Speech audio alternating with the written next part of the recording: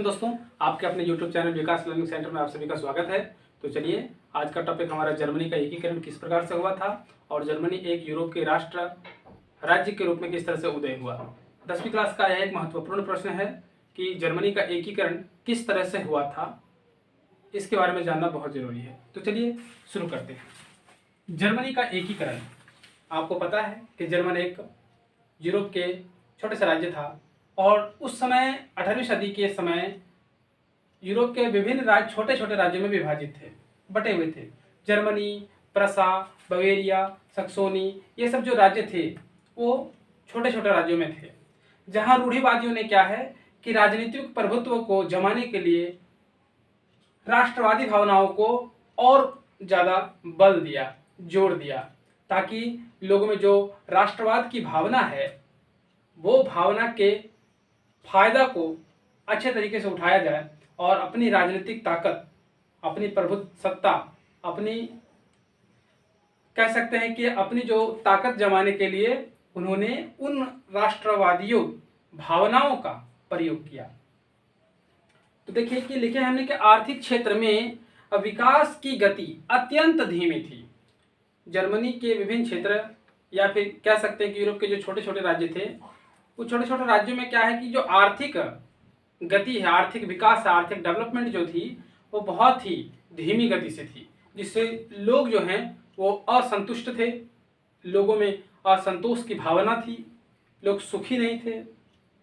और इस वजह से लोगों के मन में ये विचार आया 1848 ईस्वी में जर्मन महासंघ जो जर्मन के विभिन्न क्षेत्र जो जुड़े हुए थे उससे हम जर्मन महासंघ के रूप में जानते हैं। तो जर्मन महासंघ के विभिन्न इलाकों को बोला कि ये जो छोटे छोटे अलग अलग जो क्षेत्र हैं उसको एकजुट कर दिया जाए, एक साथ मिला दिया जाए और मिलाने के बाद संगठित करके एक निर्वाचित सांसद द्वारा कि खुद जनता के द्वारा चुनी गई जो सांसद है उनके द्वारा राष्ट्र राज्य बनाया जाए और उससे संभाला जाए।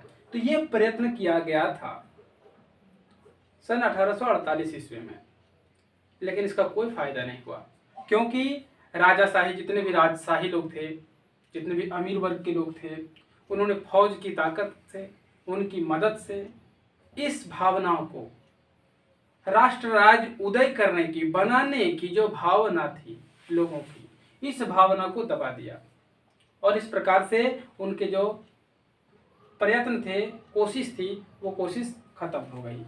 तब जा करके परसा, जो ये भी एक छोटा सा राज्य था, परसा के राष्ट्रीय एकीकरण, परसा ने जो है ना, जो छोटा सा राज्य था, उन्होंने राष्ट्रीय एकीकरण के आंदोलन का कार्यभार संभाला। उस परसा राज्य के जो एक मंत्री थे जिनका नाम था ऑटो वन बिस्मार्क, इन्होंने कहा कि ऐसा करिए कि ये जो राष्ट्रीय एकीकरण के लिए यानी राष्ट्र उदय के लिए जितने भी आंदोलन चला रहे हैं वो उसका कार्यभार हमें दे दीजिए, मैं ही संभालूंगा। और उन्होंने ही इस कार्यभार को संभाला और आंदोलन को उग्र बनाया, आगे बढ़ाया। तो हम कह सकते हैं कि तब परसा ने क्या है कि राष्ट्रीय एकीकरण के लिए आंदोलन का कार्यभार संभाला और उनका एक मंत्री, प्रमुख मंत्री था ऑटो वॉन बिस्मार्क ने। इन्होंने जो है ना नौकरशाही की मदद से, सेना से मदद लेकर के, इन लोगों का मदद लेकर के लगभग 7 वर्षों तक लड़ाई किया। 7 वर्ष लड़ाई होने के पश्चात उनके बाद जो ऑस्ट्रिया देश थी, डेनमार्क जो थी राज्य, फ्रांस जो थी, इन सबसे लड़ाई लड़ी और तीनों से जो युद्ध किया परसा ने, तीनों से युद्ध करने के बाद में जीत हासिल की। तो सेना से मदद लेकर के उन्होंने जीता, नौकरशाही से मदद लेकर के जीता, भले चाहे जिस तरीके से भी जीता हो, पर तीनों राज्यों पर उन्होंने जीत हासिल की परसा ने। और जब तीनों से युद्ध करके विजय प्राप्त किया तो जनवरी 1871 ईस्वी की बात है, एक शहर था वर्साय, वहां एक शीश महल थी, शीशा का महल था। उस महल में एक समारोह आयोजित किया गया और उस समारोह में परसा के राजा थे जिसका नाम था विलियम प्रथम।